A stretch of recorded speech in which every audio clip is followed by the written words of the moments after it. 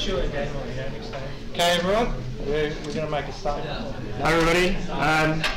I'm Nathan Borysiewicz, and this is Sebastian Doan. We're brother-in-laws. Well, brothers-in-law. And that kind of goes around what we're going to be presenting today. Integrating IoT devices using Home Assistant with Google Assistant. And we'll do some brief introductions of what Google Assistant is, which I'm sure most of you probably know. I'm just going to skip to that really quickly. Then we'll go through what Home Assistant's all about, show you some examples of how we integrate some of the IoT hardware with Home Assistant and Google Assistant, and then show you what we've done our own stuff at home. So Seb and I are kind of like hobbyists, you can kind of say. We're not necessarily developers, so that's what's really good about some of the stuff we're doing. So we really got back into IoT and smart home devices probably about 2.5, 3 years ago. We both got young families. I was talking to Carl before, and I just remembered an example of I left my garage door open once, and my father-in-law came home, and he actually called me up saying, "Hey mate, your garage door's open. What's going on?" And I thought, "Oh crap! There's something better to be able to tell me that my garage door's open or something like that." And so when I was talking to Seb, and we worked out that there's a few products out there that can help us tell me that my garage's door is open, and I can then close my garage door remotely. Then the world of IoT and smart home devices kind of opened up, and that's what we've been kind of dedicating our night times when our kids are asleep to, you can kind of say. All right, let's just go into it. All right, so what is Google Assistant? How many people here know what Google Assistant is? How many people here have got a home device connected, Google Assistant connected to a smart home device? Okay, a lot of people here. So we'll show you something quickly just to start it going. So Google Assistant, yeah, so your Google Assistant, you know that. So with basic Google Home app, you can connect up a product or a hardware piece of work that says works with Google Assistant or something that works with Alexa. We're focusing on Google today. So when you work with Google Assistant, you connect up to all your different devices, as you can see on the screen, but they need to work with Google Assistant. And so we'll just show you one device now, just to give you an example. Yeah, so I'll do this, given that this is my device. Back on. Okay, so no programming, straight integration. Okay, Google, turn on the lamp. That must be your accent. Yeah,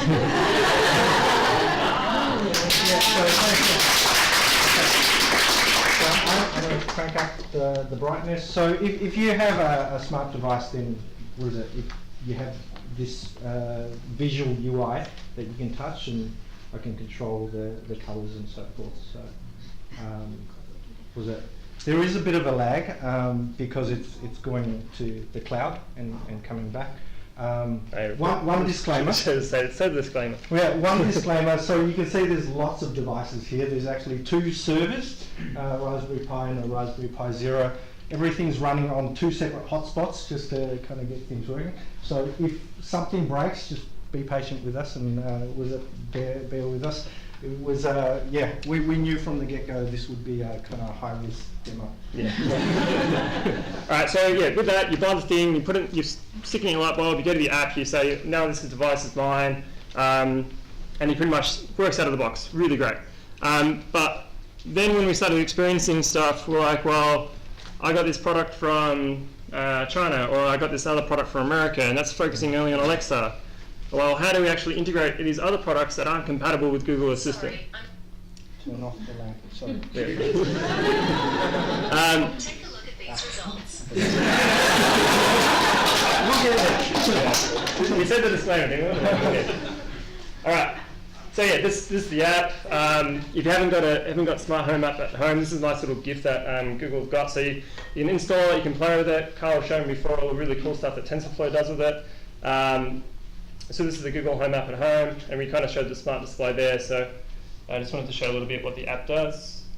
And Seb will start going through some of the stuff, what Home Assistant is and how it is. So yeah, Google Assistant, as Nate said, out of the box, it integrates with a bunch of stuff. But you know, I know we're presenting to a development audience here, so you know, we don't want to just show you the consumer stuff. What are some of the really cool things that you can do with Home Assistant? So what is Home Assistant? Home Assistant is a do-it-yourself home automation controller. It is completely open source. There's a really active community behind it. It runs really well on a Raspberry Pi. Today I have it running on a Raspberry Pi for the demo. It is really customizable. You can build your own UI. You can hook it into all of your existing devices.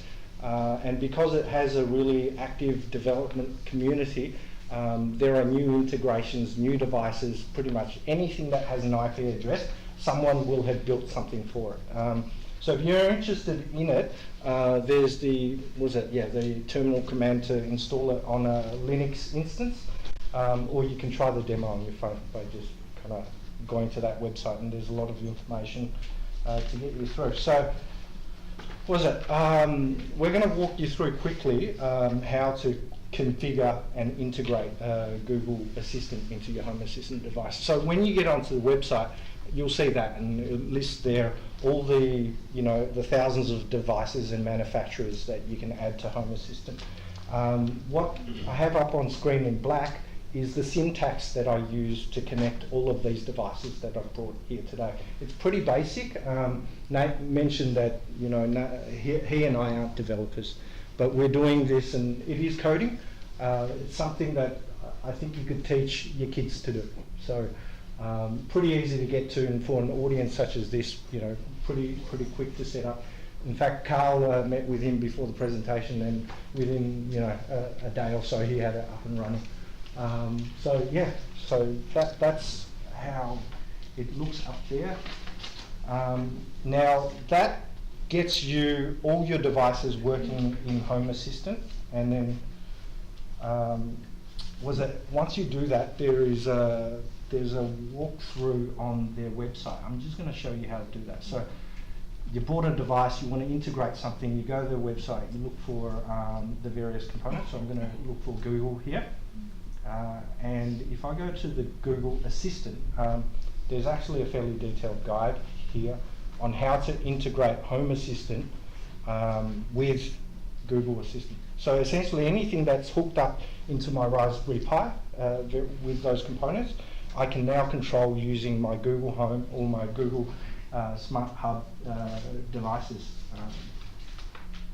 This is what Home Assistant looks like for today's demo. So it's hooked into a variety of bunch of stuff, and you could see in the last page there was only really this is like 70 lines of code just to add all these devices, and it's all pretty basic. Okay, so what can you do once you have things wired up? I'm just going to do a quick demo of.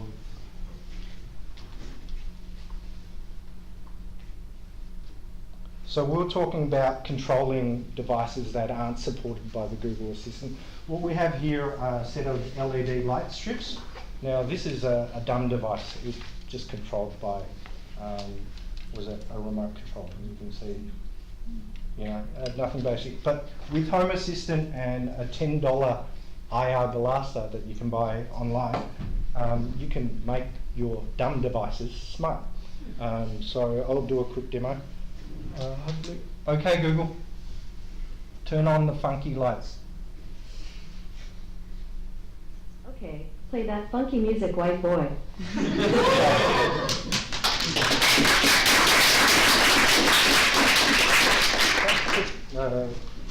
Position now. Yeah.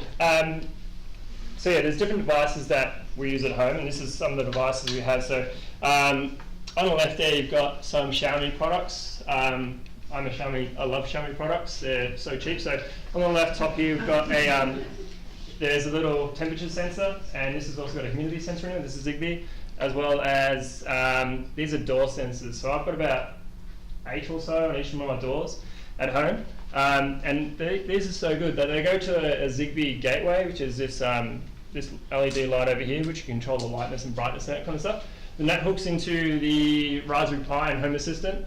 When we're talking about using Google Assistant with it, it pushes through to the speech AI, and then it goes into your home and gives you responses and stuff like that. So just to give you an example. So all I'm doing here is, say the door's closed right now. I'm opening the door. The door sensor has just opened. So The door sensor has just closed. The door sensor has just opened.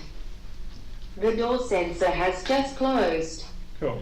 So as you see there, it's working pretty quick, and what we've got there is an automation. So one of the powerful things of Home Assistant is not just saying turn my light on and turn my light off. It's about being able to do multiple actions based off one thing. Now, Google Home app has now got routines and things like that, which is really awesome. We started working on this type of stuff before Google brought out routines in Australia, but routines I've started playing with routines as well within the app, and they are good, but you have to have Google Assistant devices, and it's only limited to do what Google allows you to do within routines.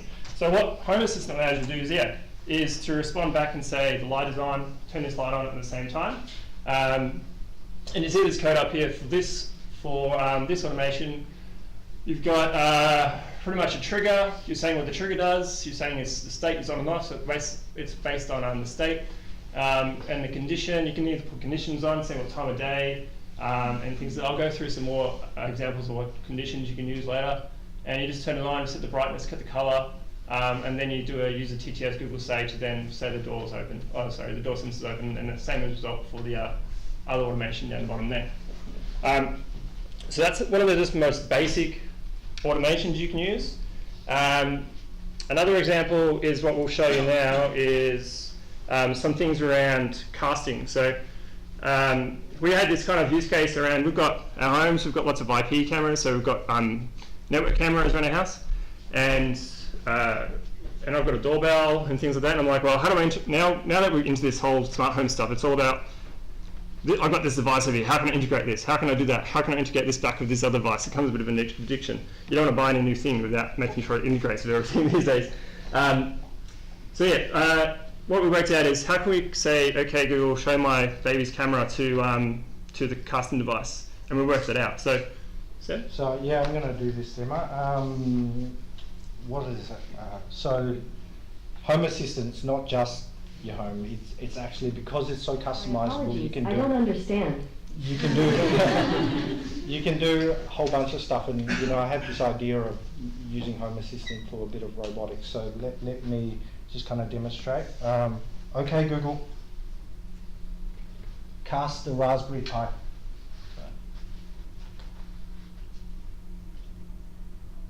Okay, casting the Raspberry Pi camera to the Chromecast. So I got my Chromecast. That's was it? So I'm going to say it again. Okay, Google, cast the Raspberry Pi.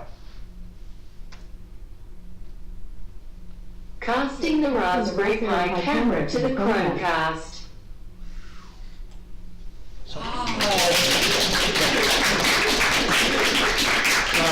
Yeah, that's an integration. This is running on a Raspberry Pi Zero. Was it? Yeah, all up the hardware is about $30. Was it? And was it? Yeah, to kind of turn this into a bit of a robotics thing. I have a vacuum cleaner. Hopefully you can see it. Please don't die on me. So, okay. We can't do that, but what I can do, I was going to place the camera on top of the robot vac so that you can see it move about, but I have with me here a Xiaomi robot vac, and it's an incredible piece of hardware that that sells for about $300 when it's on sale. And what you can do with it is, because it has LiDAR sensors, it actually is, it's situationally aware. It knows where in a 3D space it is. And was it some hackers at DEF CON actually figured out how to get root access to it, because it runs a Ubuntu server, and using Home Assistant you can give it instructions to walk to specific places in your house, and you'll know how to navigate there. So I'm just going to do a simple one, but okay Google, Turn on the vacuum cleaner. Starting the Me Robot vacuum. So yeah, the vacuum. Okay, Google. Dock the vacuum cleaner. Run doctor.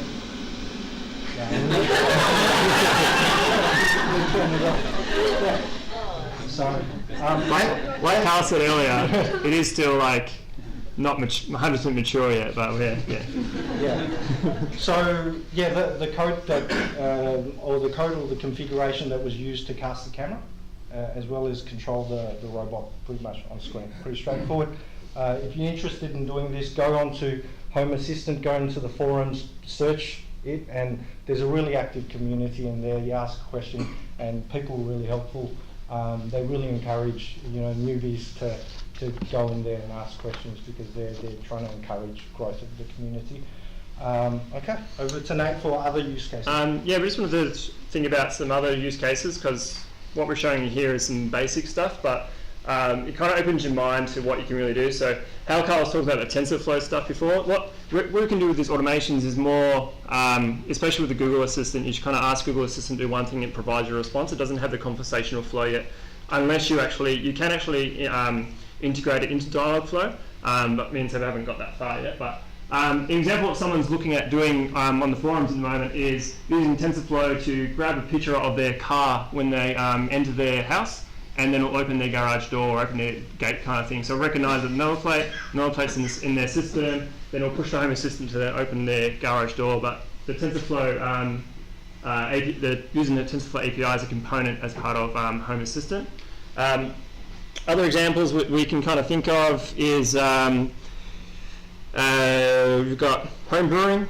If you're brewing at home and you want to home temperature sensor your stuff now, so you grab one of these Xiaomi temperature sensors with humidity in there as well, and you can kind of regulate the temperature for home brewing. People are doing that as well. What else is there? We've got trying to heaps of things. So one thing that we're doing at the moment, and I haven't really gone too deeper into it, is tracking. So tracking your location and then using that to make home automations and things like that. So a couple of examples here is different UIs. So UI you saw up there was kind of like the standard UI with some cards and stuff like that, but depending on what type of skill you have, you can do a full use some JPEGs or PNGs or whatever, and make a full home layout of it and turn each light on based on where it is on the picture and all those kind of things. So it really is limitless in what you can do with the product as well. So it's really cool. I'll show you what I've done and to show you some of the stuff that I've got at home in just real life situations. So my whole stuff is about how do I make it easier for my wife to take care of my children when I'm at work. So that's pretty much, and I try to make my UI as simple as possible so my wife doesn't get yell at me later at night because it's too difficult to use or things like that.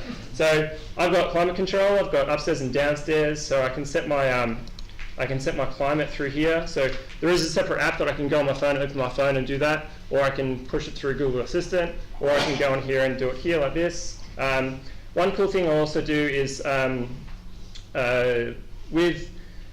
there's a generic climate control component as part of Home Assistant. So it doesn't use my actual thermostats, but it uses pretty much a desk fan. So I've got a desk fan hooked up to a Zigbee Wi-Fi plug, and that sets its component next to a temperature sensor. So based on that temperature that sensor is reading, it will turn the plug on and off based off, is it higher than 22 or lower than 22? And it will turn the fan on. As you can see, it turned on during the day today. Yeah, as Seb said, I've got, you can set which room you want to vacuum, and you pretty much, then you say vacuum it based on zones. My garage doors, all my door sensors, and all my lights there as well.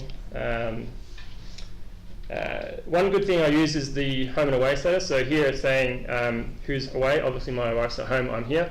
I was using this Google location sharing component, but it's failed on the last update. So one thing to notice is this thing that even though it is an open source product, so if they release new versions every 2 weeks or so, and sometimes a bug comes out and someone has to fix it, and so if you're willing to contribute, you can contribute and fix it out. But one really good thing with the when we're talking about automations is tracking stuff. So if I'm away, or if both myself and my wife are away, I turn the house off and turn the vacuum cleaner on, and so that means that all the lights turn off, all the music turns off, and the front door light turns on, so it looks like someone's home, and the vacuum cleaner goes on. So when I get home, once I come home, it detects I'm home. That's based off my phone using Bluetooth and connecting to the Wi-Fi, so it does double chances. And then it turns off the vacuum cleaner, turns on some lights, and if it's only me, I make it actually turn on some music for myself, which is the music that I like through on my home devices. So it's kind of limitless to what you can do, and it's a little bit more like the routines within the Home app are good, but they're a little bit they limit you in what you can do. But Home Assistant really opens the mind to what you can actually do with home automation. Other simple things: you get all your home cast devices in here. This is all my climate control. I'm really thinking about my climate in my home. And another one. This is my kids' room. So I've got a camera on him, and I look at how often he's moved based on the motion sensor. I've got his humidity sensors. This is his temperature sensors. That's the music that's in his room at the moment. I do a lot of automations based on certain things, so my wife can just press a button and the light turns on when he wakes up, music turns off, and a whole bunch of other little automations that, it might take you 5 minutes to turn on these things, but my wife can just press a little button and it turns on and off. And then I've got some if statements around what time is it, has he slept, how long has he slept for, and all those kind of things that you can kind of build into the automations, which is pretty cool. And there he is, he's sleeping, that's good at the moment, yeah. So do you want to show yours? Yeah, so Nate and I have kind of gone nuts with our home automation because I suppose we egg each other on. It was funny actually, my wife was hanging out with Nate's wife, their sisters, and they were kind of comparing Nate's setup with my setup. Why don't we have this? Yeah, so he's got a baby button. Why don't I have a baby button? But we've configured it slightly differently. So this is my house. I kind of for me it's just getting my devices controlled and so on and so forth. I have temperature sensors across various rooms, so I can see the variation in temperature there. Not too much exciting here. My home alarm system is actually wired into Home Assistant as well, so I can actually disable and enable the security system. And up top, that strip at the top is a security bar for me. So is the alarm on? The gates open, is the garage door open, the smoke detector all good, because I like to go in and make sure that the house is nice and secure if I'm not home. Now, Home Assistant doesn't just wire into hardware devices. So this next page is what I use for weather forecast. So there's a web service, windy.com, and it pulls forecast information. And I get to see this in one spot. It shows up on my phone really elegantly as well. Like Nate, I've got a bunch of configurations around cleaning the house. I have here my security cameras as well.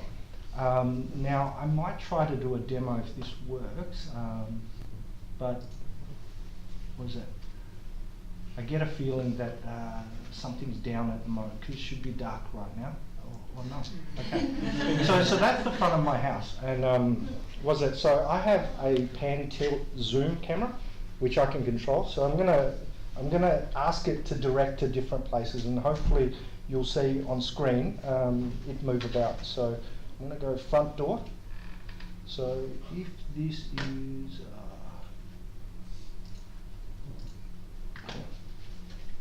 I have a feeling it's frozen because the clock doesn't look like. We're on 3G devices, yeah. There. So it's actually moved from seeing the front of my house to the front door. I'm going to go back to the front gate. Apologise for this. It's just a bit. The 3G hotspot's just not that strong. And I'm going to show you what I do when I'm in my car and I'm driving. Okay, Google. open the front gate.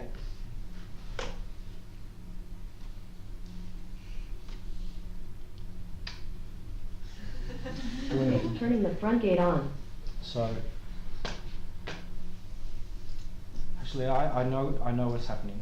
The resolution on the security camera is about 4 megapixels. So on a 3G connection, it's super slow. So you can see there's a gap. But you know, when I'm at home, this is super fast. It's like 30 frames a second, super high res. You know, I can see number plates and things like that. So, you know, that automation that Nate talked about, around recognising number plates, that's something.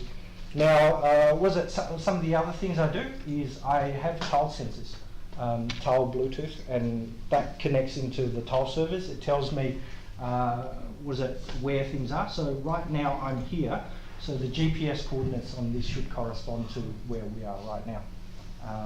I could probably get it up on a map view too. So that's me, Seb's phone in Melbourne CBD right now, and my wife at her mum's place. Going back, there is one other thing I wanted to show. Yeah, so for me, Nate mentioned, look, it's a bit of a hobby. I'm always buying new gadgets, and then it gives me an opportunity to wire it in. At the moment, my next project's going to be, hey Google, help me find the TV remote, because kids put it everywhere. And maybe next year I can convince my wife to buy a robot lawnmower. I don't understand. I think that's actually, I don't know if we ran over or not, but that's... Was when we showed the Slack thing? Oh yeah. So there's only other one thing I'd probably want to show you that more related to using some Google APIs and stuff. So I've got to show my phone, but it's all right. So what I've done is using Home Assistant automations, use the travel time APIs to work out time it takes me to get from my home to work, and so Google does all that. Home Assistant does all that, gets it from the APIs and all that kind of stuff, and then works out, okay, I've got an automation say, tell me when I need to leave for work. And so without having anything to do with the Home Assistant UI, it works out, okay, well, it's 35 minutes for you to get to work, and I add another 10 minutes to that. Then I send a Slack message to myself to say, hey, you've got 10 minutes to leave to get to work in time. And so you can do that using the Google Directions API. I think it's Google Directions API, or is it Travel Time API? Directions API. Yeah, I can't remember which one it is. Yeah, you can use that for car travel, all the normal Google API stuff. You can use it for. Then you integrate it into a Home Assistant to build up all those automations and all those kind of things. And it's just in that simple YAML syntax. So really, anyone can really do it if they just do mind to it a little bit. So yeah, just on that same point, I brought up my Slack notifications. Yeah. So I've got funky automations going on. When the mailman comes, I'm notified. I get sent a photo and things like that. No, exactly. Yeah. So that was the DHL guy coming to my place today, and I get that in real time, which is pretty cool. Okay, over to questions. So. Yeah, you haven't talked about security, how secure it is to use Home Assistants. So the security's been a big thing as part of Home Assistant. So I'm not security experts, but it is. They use. Is it? What do they use? It is behind HTTPS. What else do they use? Yeah, it's actually interesting. Look, Nate and I, not being developers, I've actually learnt a lot about security since starting using Home Assistant. They use the latest, kind of protocols and methods, and they're constantly updating. But yeah, look, I'll be honest, it's not our domain of expertise. If someone were to get our passwords, essentially they could see everything that we could see. Yeah. And so that's something that's worth bearing in mind. Probably not quite ready for an automatic door lock yet, but yeah. The other thing about the camera in front, you just move it, that's a good idea. The only thing is that if someone tries to sneak in from behind, when the cameras move away, you don't have any recording of those things happen. So it may not be a good idea just have one, you should have two, so that anybody tries to sneak in from behind when the camera move away. Max? Just on a side note, I was wondering, like especially say the Xiaomi devices have a reputation of say dialing home a lot.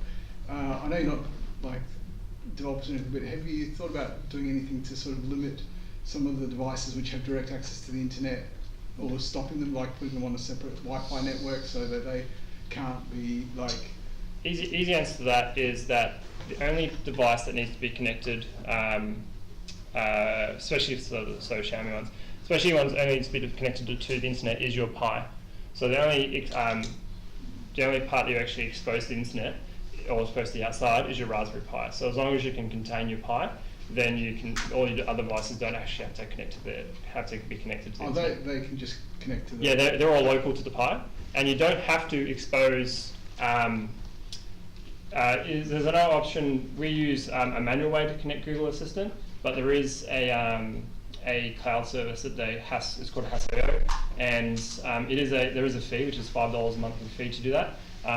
But then you don't actually have to expose any devices to the internet, and you don't have to actually be able to see it on your phone outside of your home. Everything can be local if you choose to be local, yeah.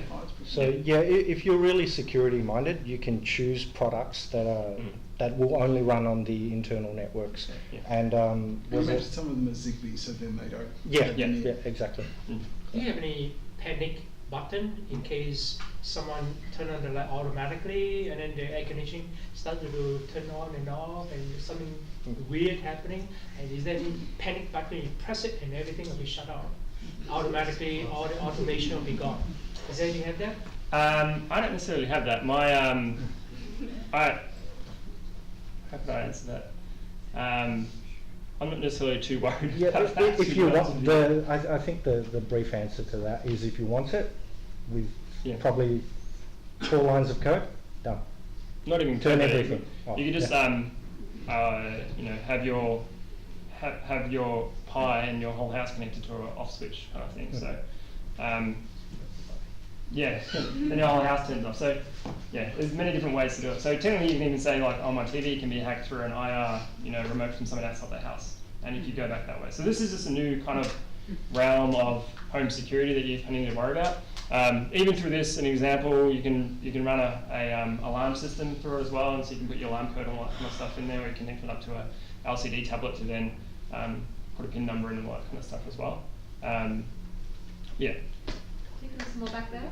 Yeah. Who wants to go first? Okay, the first person in the back, orange top. Do you ever use the devices just to mess with people? Really messing your family right now. My wife and I don't want to go to sleep when I'm sitting downstairs. She'll turn the lights off, and that's when I know like I have to go upstairs. So. What is it? A mate of mine's in the audience, and I got him into Home Assistant as well. He was doing this to his wife. So I have a test speaker here, and he has a Google Home. Hey, Nate, how are you going? And if I do that, theoretically... Hey Nate, how are you going? Yeah. So you can definitely mess with people. Kind of play with your kids and stuff like that. Someone's actually used the broadcast function as well, so you connect up using the Google Home broadcast function as well, rather than TTS if you want to do that. We'll start from the top. I think you were next. Yeah. Just to point out, if you get into security and you've got dogs and so on, or kids, you can hook the deep learning object recognition to your camera and start recognising whether it's a dog walking into your yard or it's a person walking in. Yeah. Recognise the difference. So you can start getting a smart alarm that knows the difference and doesn't trigger off the dog, and it doesn't trigger off you because it can recognise your face, but it can start triggering when somebody doesn't know turns up. So there's a lot you can start pulling in to this to make it smarter and smarter and smarter. Yeah, exactly. Just another use case of using TensorFlow and things like that as well. Yeah, Home Assistant logs an incredible amount of data. So if you're interested in machine learning and getting data sets, it's a really good use case for practicing your development in that department. Next year. What is Sorry, sort of, you're all right. No, yeah, what is sort of like industry use cases, healthcare, that you've sort of come across when you read? This stuff is, you can answer. Yeah, look, Home Assistant designed first and foremost for your house, right? there's nothing stopping you from using this in any kind of use case. In fact, the fact that I can now control my vacuum and kind of it map out a 3D space. I was thinking, hey, if I were a real estate agent, I could just send a vacuum in and it'll measure, the size of each room, all that information pretty quickly. So you can use it in any way you want, really. But it's designed for home use. Who was next? I think you were next. So how is your experience with Home Assistant so far? And have you considered any other servers before trying Home Assistant? There's other ones like OpenHab, is that the one? And there's a few different other ones out there. I think when I first started when Seb might be a different situation, but when I first started, Home Assistant had the most easiest install process and had the best documentation as well. So the documentation on their website is very good and it's fairly up to date, and their community was very good. That's probably what led me to Home Assistant. Reading some reviews and stuff from forums online, and people are saying Home Assistant is better. That just made me test it first, and I just stuck with it.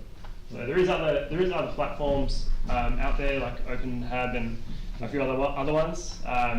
So don't necessarily Home Assistant is your only choice, but it's what we use. And same kind of situation around things when I asked before around Alexa and Google Home. My choice was to go to Google because I'm a Google person and I just use all my Google devices. Seb did have Alexa stuff earlier, and you probably can say about your experience with Alexa. Look, how I stumbled on Home Assistant was because I love my gadgets, right? And right now, if I showed you my phone, there's probably about 30 different apps to control all the devices that I have. Home Assistant was the first one that seemed to be able to bring everything together. Prior to that, I was looking at Samsung SmartThings, which is a consumer device that does this. OpenHab, as Nate mentioned, is very code heavy as well, and not good with coding. So this was a great solution. But I think the community's just kind of grown phenomenally. And the guy that codes for Home Assistant is actually fully paid by Ubiquiti, which is a network provider. So read up on it. You might find that there's things that interest you. So Home Assistant is the best integrated product. Look, I can't say. So it's the one that we use and we prefer it. But your setup was pretty impressive. I really like what you guys have done. With more to Nate, I don't know if this is your first child or anything, but have you found the audio has really helped them sleep longer? Have you managed to get more sleep?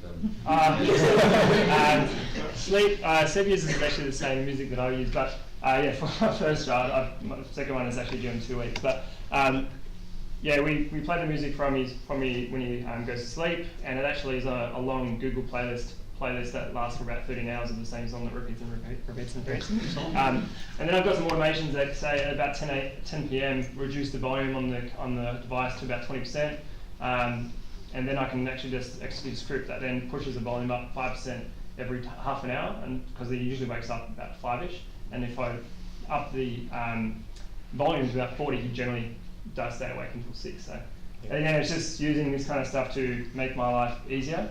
And so I can wake up and get eyes awake, I can execute a script, then do that, or I can set an automation. So I would like to, based on those motion things, so if he's got a percent of motion between his period of time, then do this kind of thing. So that's the kind of stuff you can do, because I've got nearly 2 kids, it's difficult to find time. But that's that kind of stuff you can open to do.